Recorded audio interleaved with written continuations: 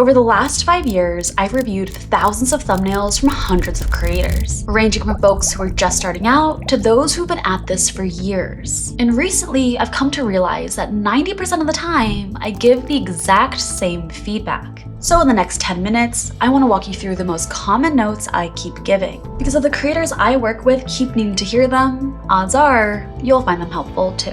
We'll start with one that lately I've been giving out more and more frequently, which is to make your thumbnail TV friendly. You see, in recent years, YouTube TV viewership has exploded. In the US, TV has actually surpassed mobile as a primary device people watch YouTube on. To see what your own TV viewership is, head into Analytics, click Audience, and scroll down to Device Type. If at least 10% is coming from TV, this note applies to you. Because the current TV interface does something weird to thumbnails. In both the homepage and suggested views, only the top portion of recommended videos are visible. To see the full title and thumbnail, a viewer needs to press down on their remote. But if all the most important elements of your thumbnail are hidden in the bottom half of your thumbnail, to a huge chunk of your potential viewers, your thumbnail looks like nothing at all. There is no reason to scroll down to get the full picture. So to make sure your TV viewers actually see the title and thumbnail that you worked so hard to make, run your thumbnail through the 50% test. If you cover the bottom half of your thumbnail, is there still enough visible to prompt someone to press down on their remote? Is there enough there to give them a general idea of what your video is about? If the answer is no, it can usually be resolved by either moving your most important stuff to the top or simply adding text to the top third of your thumbnail. But merely making your video's topic obvious isn't enough. Because if we take the TV view and compare it alongside other YouTube interfaces, one pattern makes itself abundantly clear. Across the board, titles are shrinking in relation to thumbnails. Just take a look at the old versus new suggested panel. In the old version, while we did tend to glance at thumbnails first, the titles were large enough to be skimmed at the same time. Compare that to the new version. The thumbnails are massive, and the title font size has actually gotten smaller. As a result, our eyes default to browsing the thumbnails alone, only reading a title as an active, intentional choice. Which leads to the second note I keep giving over and over again. Stop relying on your title to generate interest. Before, as long as your title was interesting enough, all you had to do was make your thumbnail relevant and you'd be fine. But now, with your thumbnails receiving a disproportionate amount of attention, they need to be able to generate interest all on their own. And the best way you can do that is by evoking questions, emotions, or ideally, both. Take this video from men's culture creator Speed. Now, most people would make the thumbnail by selecting some relevant imagery of outfits and accessories and call it a day. But look at what Speed did instead. Taking away the titles, which thumbnail generates more interest?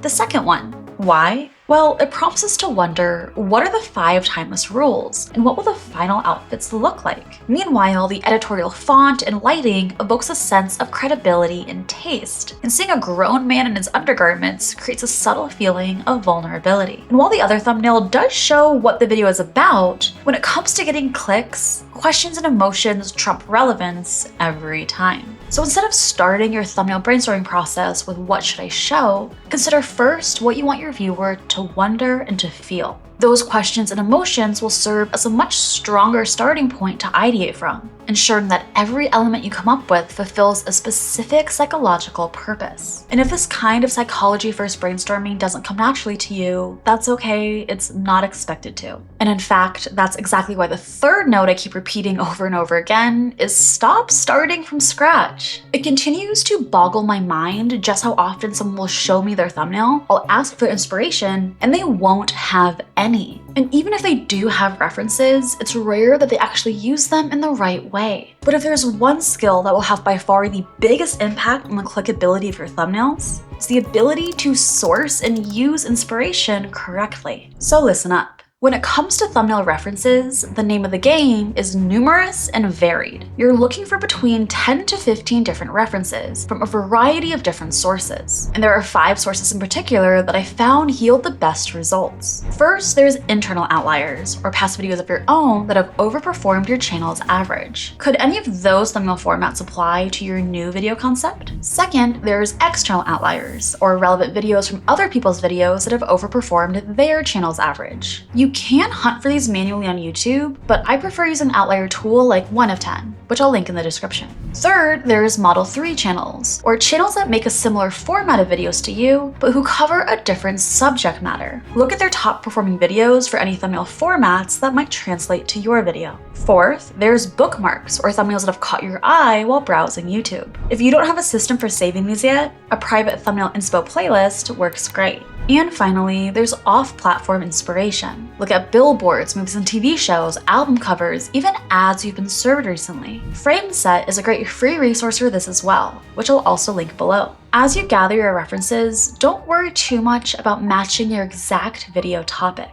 All you're doing is collecting different thumbnail approaches. And once you have those approaches, you can move on to identifying their underlying mechanisms. For every reference you've pulled, ask, what questions, if any, does this make me ask? What emotions, if any, does this make me feel? And most importantly, how does this reference make me ask those questions or feel those emotions? For example, when I was sourcing inspiration for the thumbnail of the video you're watching right now, I came across this frame from an intro of a TV show that I watch. It didn't prompt any specific questions for me, but it did evoke a strong feeling. Something about it felt novel, like something I had never seen before. Looking closer, and with some help from Claude, which can be very useful for this, I realized the mechanism driving this novelty was the subversion of expectations by taking elements that are traditionally 2D and making them 3D. Applying this mechanism to my own video concept, I knew that YouTube thumbnails are traditionally 2D, so what if I made one look 3D instead? This transferal step can be tricky, especially when your references are coming from off-platform or from somewhere outside of your own niche. So to help visualize what this could look like, I used 1 of 10, who are also very kindly sponsoring this video. I gave 1 of 10 my reference and some thoughts about how it might apply to my thumbnail. And because 1 of 10 can link directly to your YouTube channel, using your own past videos as a style reference, it was able to show me a clear picture of what it could look like. That picture gave me enough confidence to move forward with that thumbnail direction, and it served as the foundation for one of the thumbnails we're A/B testing on this very video. 1 of 10's whole toolkit is incredibly useful, from the outlier search you saw earlier to ideation help, but their titled thumbnail generators are truly the best of their kind I've ever seen. If you want to check them out, I have a special link for you, which will let you try them out for a whole month for only $1, which I'll put in the video description below. Thank you, 1 of 10. Now, I know that sourcing and using inspiration like this can be a big process change. The more you do it, the faster you'll get. But if you're looking for something that can improve your thumbnails right now, I got you. Because the vast majority of thumbnails I look at can be dramatically improved with just 3 tiny changes. First, remove clutter. It doesn't matter what something looks like in real life.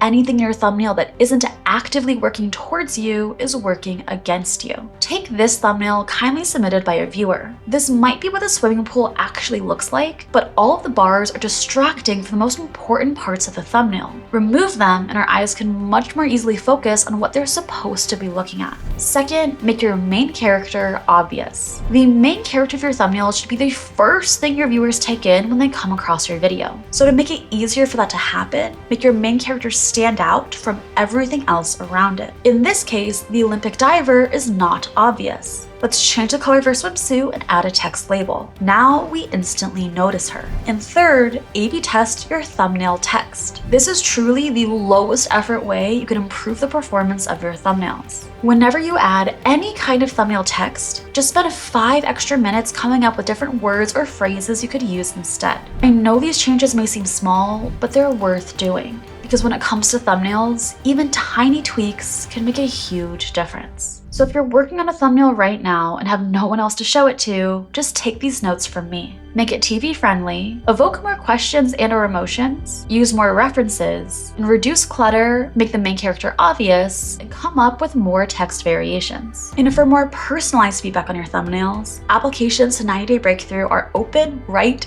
now. 90-Day Breakthrough is my 12-week hands-on YouTube accelerator program, where you'll work closely with me and my team to level up your channel through weekly assignments, personalized feedback on your videos, live sessions with content strategists, and much, much more. The link to learn more and apply in the video description below. The description is also where you'll find the special link to try 1 of 10 for just $1, as well as a cheat sheet I put together for you to remember all of the notes covered in this video. So check those out below, but otherwise, thank you so much for watching. Like and subscribe if you can, Keep creating, and I'll see you in the next video.